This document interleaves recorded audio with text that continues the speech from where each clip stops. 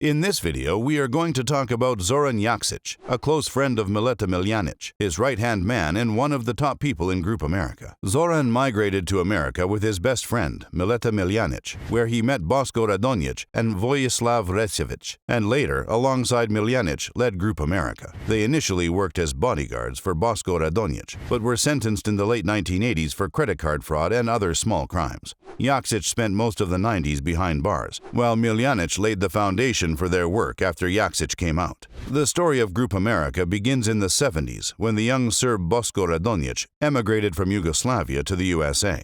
In the 1990s, the leadership of the group was taken over by Radonjic's young associate. Recevic guided the establishment of connections to other gangs and governments, and it was under his rule that Group America came to be. But it wasn't until Mileta Miljanic took over that the group became multi-continental. Miljanic took over after Recevic disappeared in 1997. The members of the gang believed that he was killed and took bloody revenge for that. His brother, Veselin Recevic, known as Meda, orchestrated a meeting with a plan that would smoke out traitors. The first thing they did was take Recevic's suspected assassin to a villa in Belgrade and tortured him until he ratted out his fellow conspirators. Afterward, they dismembered him using a chainsaw.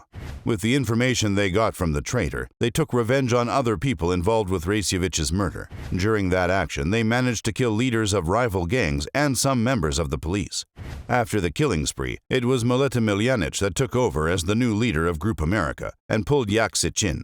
It was his job from the get-go to handle drug trafficking and the officials from South American countries from which he obtained cocaine. Mileta and Zoran are close friends, but with very different characters. In one of the wiretapped conversations recorded while both were under investigation by the Italian police, Miljanic can be heard advising Yaksic, "Zoran, please just be careful. Always be at the back. Don't fall into traps. Don't take chances. We'll never go hungry. If we fall, it's all over. Then there's no life." Everybody knows the names Pablo Escobar, Sinaloa Cartel, Guadalajara Cartel. But why is Group America not that well known outside the government officials who are searching for them, although they had moved hundreds of tons of cocaine to Europe?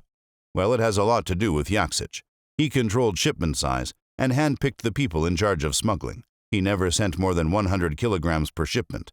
This low-key strategy served them well. Smaller shipments are much less likely to attract attention, and if the operation is blown, the financial damage is limited. Also, smaller loads can be handled by beginner operatives, allowing gang leaders to minimize their exposure. In most instances where Group America shipments have been seized, the only people to see the inside of a cell are disposable couriers. FBI, Interpol, and local governments are less likely to devote resources to investigations that might not catch larger fish.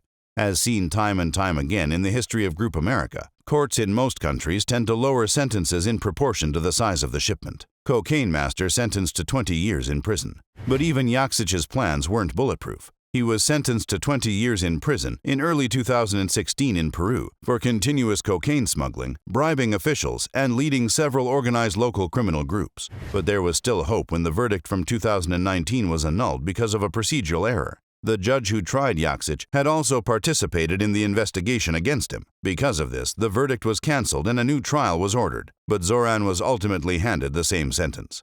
But how did he get caught? Using thousands of pages of court files and interviews with prosecutors, policemen, and intelligence agents, the investigators were able to reconstruct Yaksic's role in the cocaine smuggling and his connections to Peruvian drug families. When he was first brought up, the investigators weren't even looking for him. In early 2016, Peruvian police were already deep into a long-running operation targeting a group of local drug traffickers known as golondrinas, swallows. The police tapped the phones of the 3 leading families tied to drug trafficking, and that's how they found Yaksic, alongside his connections. But he was more elusive than the locals. He used public phones and an encrypted messaging system on his cell phone, so the police couldn't intercept his calls. He had allegedly gone through 40 different identities, although the police found only 2 in the beginning. They weren't exactly sure who the man was. He hid his trail so well that even the special service didn't know who he was, so they called him by another nickname, El Grande, because of his imposing height. But they knew from the wiretaps that he wanted to buy 3 tons of cocaine, and after an underworld source told police that he had previously spent time in a Peruvian prison, they were able to determine his true identity. It was not that difficult to ask prisoners listeners if they know a 2-meter-tall muscular bald white guy. When they revealed his identity, they discovered from Interpol that he was also wanted in Argentina, Germany, Greece, and Italy.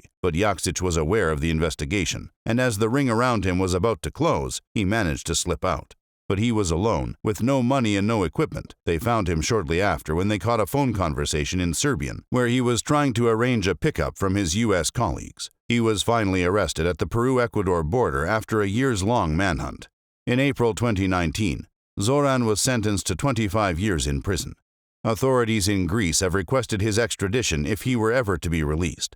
He is wanted there on a 2007 drug trafficking charge. Yaksic also faces trial in Italy for his alleged involvement in the MSC Armonia operation. It is suspected that Yaksic and Miljanic bought a large amount of cocaine from Uruguay on the ship MSC Armonia, which sailed into Venice on April 6, 2009. The first trial was held in their absence, and Yaksic was sentenced to 10 years in prison and a fine of 60,000 euros. The Court of Appeal overturned that verdict and ordered a retrial because the accused in the proceedings were unavailable to the Italian court. Retrial was postponed due to the COVID-19 pandemic and is yet to be resumed. It was finally over. The biggest foreign drug lord was caught, and he couldn't do any more damage, right? Wrong. Yaksic continued to orchestrate other members from behind bars without any issues. Yaksic was first incarcerated in Miguel Castro prison, where he enjoyed freedom behind bars. It was brought to light when a journalist, Pavla Holklova, disguised herself as a sex worker to get an interview with Yaksic in 2017. She had found out that he was able to obtain whiskey and that he was frequently entertained by multiple prostitutes without any trouble from the guards. While he enjoyed his time behind bars, his comrades were working on getting him out. Group America teamed up with the Sinaloa cartel, and they had spent over $500,000 constructing a 230-meter escape tunnel under the Castro prison that would have led Yaksic and several others to freedom. The police received a warning that he was making escape plans, and thus he was suddenly transferred to another prison in early 2019. Police eventually discovered the tunnel, but not before Yaksic had already been transferred. It was later discovered that the people that were digging his tunnel stopped when they found out about the move and filled the tunnel with sandbags. The tunnel was not buried because they were waiting for a moment for Zoran to be returned to Castro and then continue with the work. Even after the failed escape attempt, Yaksic did not calm down, and after being transferred to the prison at the military base in Callao, he tried to escape again. The details of the second plan were not disclosed, but it is known that his transfer took place under unconventional security measures. Yaksic is considered a well-connected and smart criminal in this part of the world. Because of this, the investigators formed a special unit that follows him and his Peruvian connections. The established unit received information from abroad that Yaksic's friend landed in Ecuador and entered Peru, and they also found out that he communicated from inside the prison with a mysterious Serb named the Stranger about the delivery of narcotics to Europe. They suspected Peru to be the base where this criminal group stores drugs and then exports them through the ports of Callao and Paita. After the police broke into Yaksic's cell, it was confirmed that he was the one who coordinated the shipments of cocaine from the prison and that they were directed abroad by the Stranger. Well, that's it for today's video. If you enjoyed it, make sure to leave a like and subscribe to our channel. Also, ring that bell so you don't miss any of our future uploads. Till next time.